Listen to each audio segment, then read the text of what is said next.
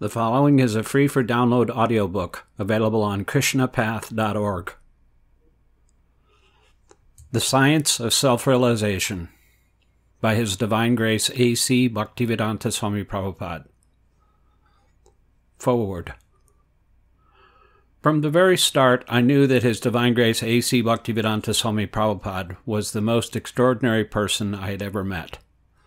The first meeting occurred in the summer of 1966 in New York City. A friend had invited me to hear a lecture by, quote, an old Indian Swami, end quote, on Lower Manhattan's Bowery. Overwhelmed with curiosity about a Swami lecturing on Skid Row, I went there and felt my way up a pitch-black staircase. A bell-like rhythmic sound got louder and clearer as I climbed higher. Finally, I reached the fourth floor and opened the door, and there he was. About 50 feet away from where I stood, at the other end of a long, dark room, he sat on a small dais, his face and saffron robes radiant under a small light. He was elderly, perhaps 60 or so, I thought, and he sat cross-legged in an erect, stately posture. His head was shaven, and his powerful face and reddish horn-rimmed glasses gave him a look of a monk who had spent most of his life absorbed in study. His eyes were closed, and he softly chanted a simple Sanskrit prayer while playing a hand drum. A small audience joined at intervals in call-and-response fashion. A few played hand cymbals, which accounted for the bell-like sounds I'd heard. Fascinated, I sat down quietly at the back, tried to participate in the chanting, and waited. After a few moments, the Swami began lecturing in English, apparently from a huge Sanskrit volume that lay open before him. Occasionally he would quote from the book, but more often from memory. The sound of the language was beautiful, and he followed each passage with meticulously detailed explanations. He sounded like a scholar, his vocabulary intricately laced with philosophical terms and phrases.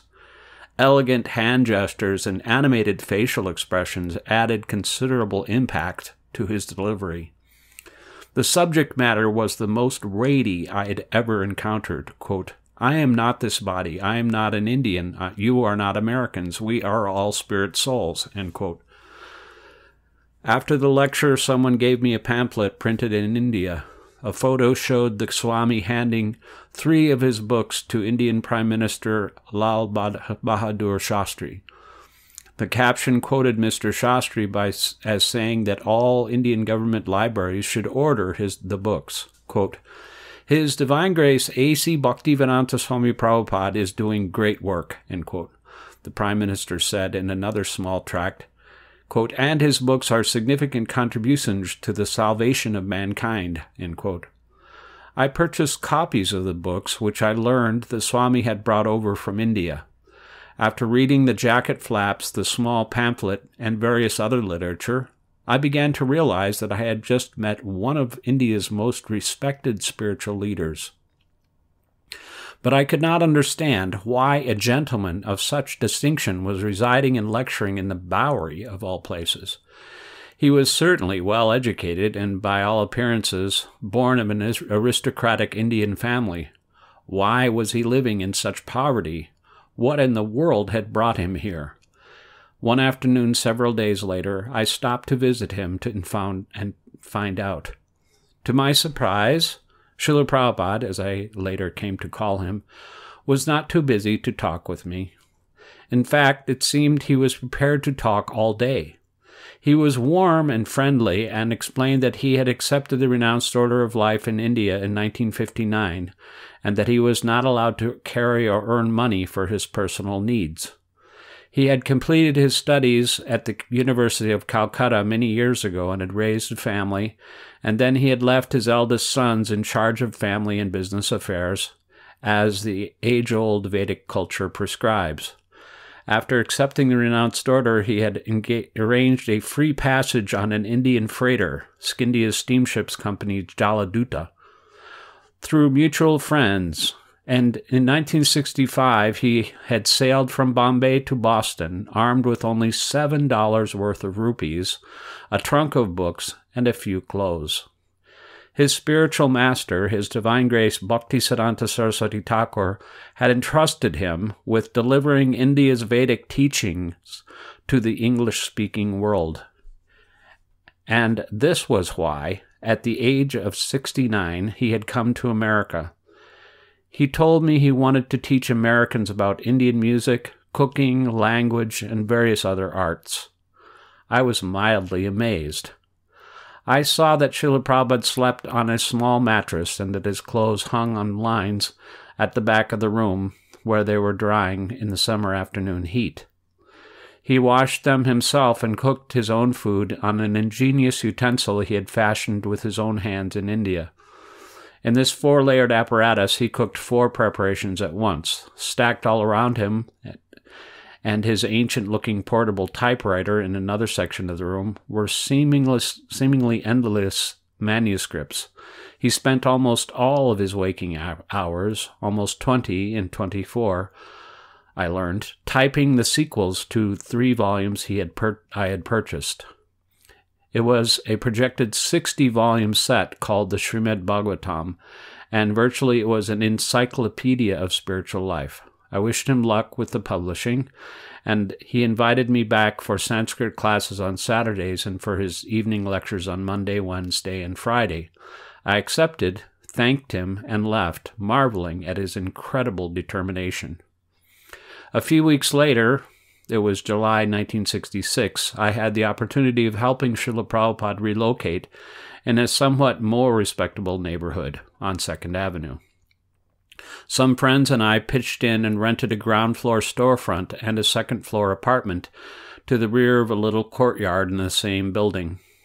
The lectures and chanting continued, and within 2 weeks, a rapidly growing congregation was providing to the storefront, by this time a temple, and the apartment. By now, Srila Prabhupada was instructing his followers to print and distribute leaflets, and the owner of a record company had invited him to record an LP of the Hare Krishna chant. He did, and it was a huge success. In his new location, he was teaching chanting, Vedic philosophy, music, japa meditation, fine art, and cooking. At first, he cooked. He always taught by example. The results were the most wonderful vegetarian meals I had ever experienced. Srila Prabhupada would even serve everything out himself.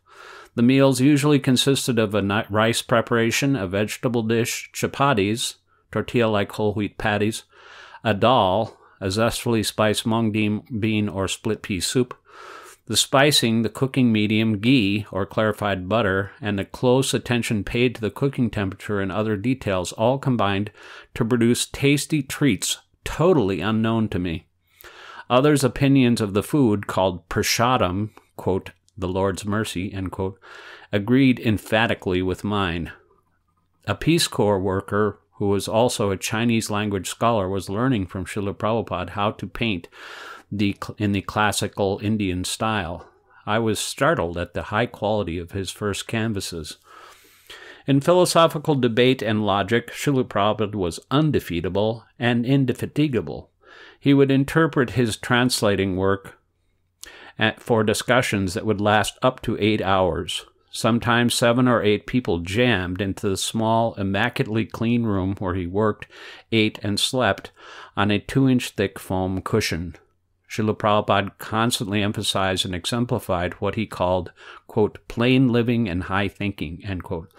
He stressed that spiritual life was a science proven through reason and logic, not a matter of mere sentiment or blind faith. He began a monthly magazine, and in the autumn of 1966, the New York Times published a favorable picture story about him and his followers. Shortly thereafter, television crews came out and did a feature news story. Srila Prabhupada was an exciting person to know. Whether it was out of my desire for the personal benefits of yoga and chanting, or just out of raw fascination, I knew I wanted to follow his progress every step of the way. His plans for expansion were daring and unpredictable, except for the fact that they always seemed to succeed gloriously. He was 70-ish and a stranger to America, and he had arrived with practically nothing. Yet now, within a few months, he had single-handedly started a movement. It was mind-boggling. One August morning on the 2nd Avenue storefront temple, Srila Prabhupada told us, quote, "Today is Lord Krishna's appearance day," end quote. We should observe a 24-hour fast and stay inside the temple. That evening, some visitors from India happened along. One of them, practically in tears, described his unbounded rapture at finding this little piece of authentic India on the other side of the world. Never in his wildest dreams could he have imagined such a thing. He offered Srila Prabhupada eloquent praise and deep thanks, left a donation, and bowed at his feet. Everyone was deeply moved. Later, Srila Prabhupada conversed with the gentleman in Hindi, and since what he was saying was unintelligible to me, I was able to observe how every expression and gesture communicated to the very core of the human soul. Later that year, while in San Francisco, I sent Srila Prabhupada his first airline ticket, and he flew out from New York. A sizable group of us greeted him at the terminal by chanting the Hare Krishna mantra. We drove him to the eastern edge of Golden Gate Park to a newly rented apartment and storefront temple, an arrangement very similar to that in New York. We had established a pattern. Srila Prabhupada was ecstatic. A few weeks after, the first mridanga, a long clay drum with a playing head on each end, arrived in San Francisco from India. When I went up to Srila Prabhupada's apartment and informed him, his eyes opened wide, and in an excited voice, he told me to go down quickly and open the crate. I took the elevator, got out on the ground floor, and was walking toward the front door when Srila Prabhupada appeared. So eager was he to see the mridanga that he had taken the stairway and had beaten the elevator. He asked us to open the crate. He tore off a piece of saffron cloth he was wearing, and leaving only the playing heads exposed, he wrapped the drum with the cloth. Then he said, quote, "This must never come off," end quote, and he began giving detailed instruction on how to play and care for the instrument. Also in San Francisco in 1967, Srila Prabhupada inaugurated Rath Yatra, the Festival of the Chariots, one of several festivals that, thanks to him, people all over the world now observe. Rath Yatra had taken place in India's Jagannath Puri each year for 2,000 years, and by 1975, the festival had become so popular with San Franciscans that the mayor issued a formal proclamation, quote, "Rath Yatra Day in San Francisco," end quote. By late 1966, Srila Prabhupada had begun accepting disciples. He was quick to point out to everyone that they should think of him not as God, but as God's servant, and he criticized self-styled gurus who let their disciples worship them as God. Quote, "These gods are very cheap," he used to say. One day, after someone asked, quote, "Are you God?" Srila Prabhupada replied, quote, "No, I am not God. I am a servant of God," end quote. Then he reflected a moment and went on, quote, "Actually, I'm not a servant of God. I am trying to be a servant of God. A servant of God is no ordinary thing," end quote. In the mid-70s, Srila Prabhupada's translating and publishing intensified dramatically. Scholars all over the world showered favorable reviews on his books, and practically all the universities and colleges in America accepted them as standard texts. Altogether, he produced some 80 books, which his disciples have translated into 25 languages and distributed to the tune of 55 million copies. He established 108 temples worldwide, and he has some 10,000 initiated disciples and a congregational following in the millions. Srila Prabhupada was writing and translating up to the last days of his 81-year stay on earth. Srila Prabhupada was not just another Oriental scholar, guru, mystic, yoga teacher, or meditation instructor. He was the embodiment of a whole culture, and he implanted that culture in the West. To me and many others, when he was first and foremost someone who truly cared, who completely sacrificed his own comfort to work for the good of others. He had no private life, but lived only for others. He taught spiritual science, philosophy, common sense, the arts, languages, the Vedic way of life, hygiene, nutrition, medicine, etiquette, family living, farming, social organization, schooling, economics, and many more things to many people. To me, he was a master, a father, and my dearmost friend. I am deeply indebted to Srila Prabhupada, and it is a debt I shall never be able to repay.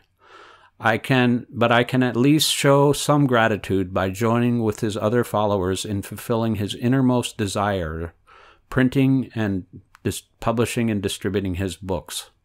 Quote, "I shall never die," end quote, Srila Prabhupada once said. Quote, "I shall live forever in my books," end quote. He passed away from this world on November 14th, 1977, but surely he will live forever. Michael Grant, Mukunda Das.